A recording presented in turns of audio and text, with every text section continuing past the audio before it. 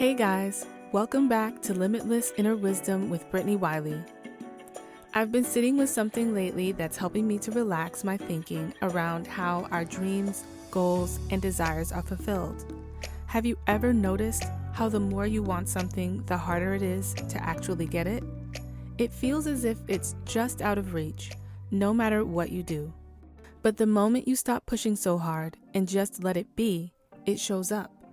Whether it's an opportunity, something you need, or even something you're looking for around the house. That moment of letting go, the feeling of not having to chase, really got me reflecting on alignment. How does it actually feel? Why does it matter so much? And how does it help us stop resisting what we say we want? When you're in alignment, you're not trying to force an outcome. You're moving in the direction that naturally brings you closer to it. Things start to line up without you needing to control every detail, and you're led as if by intuitive breadcrumbs toward the right actions that help you get there.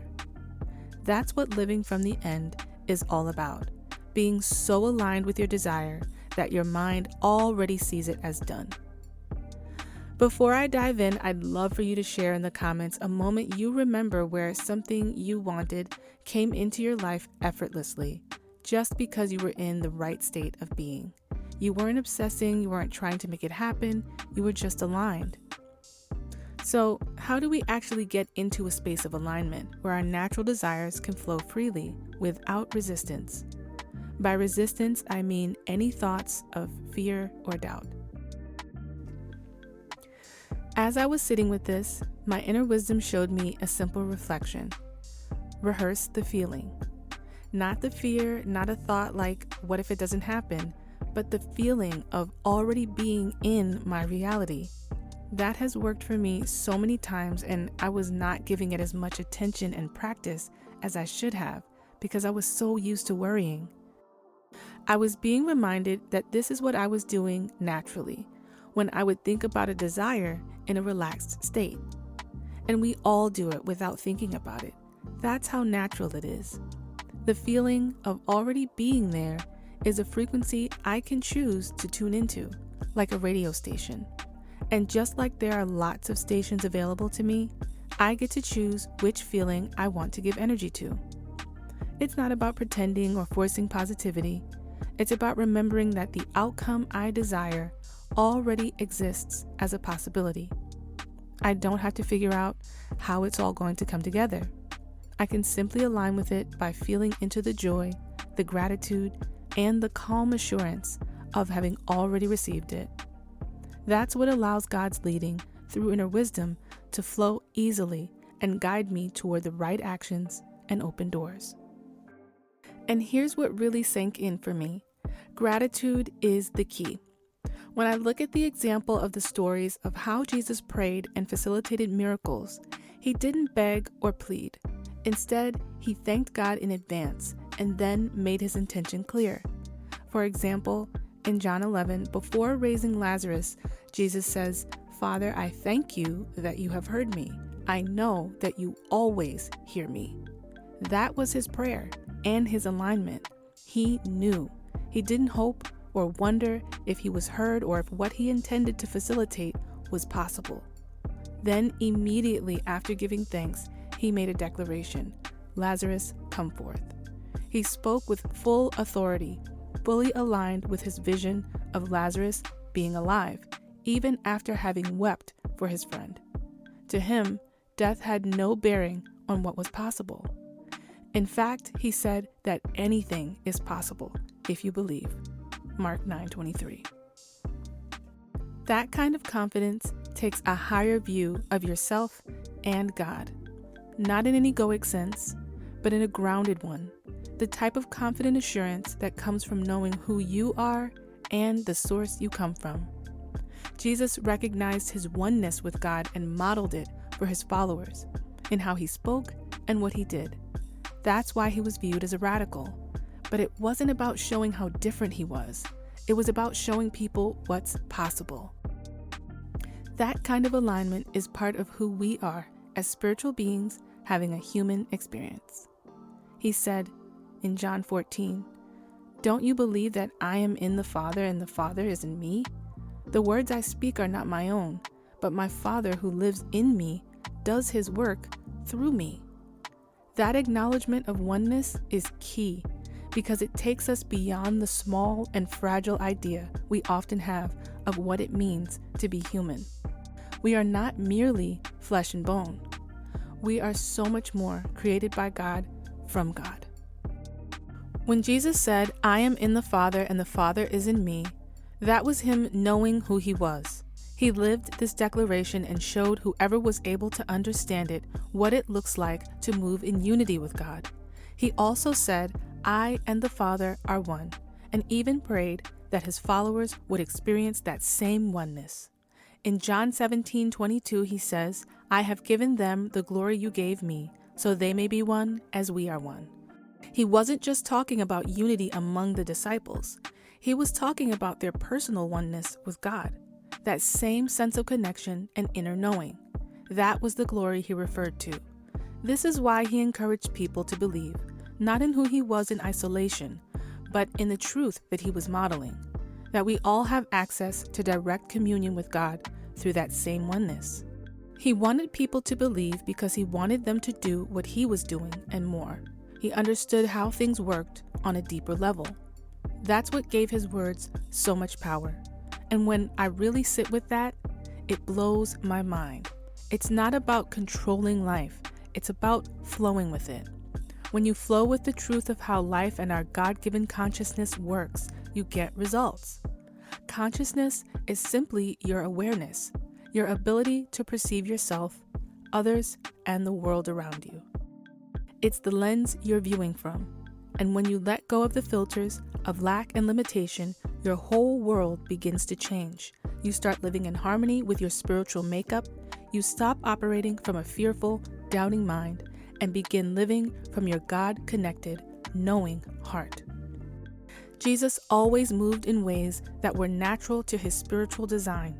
He was aligned with his purpose and his oneness with God, and that alignment led him through life.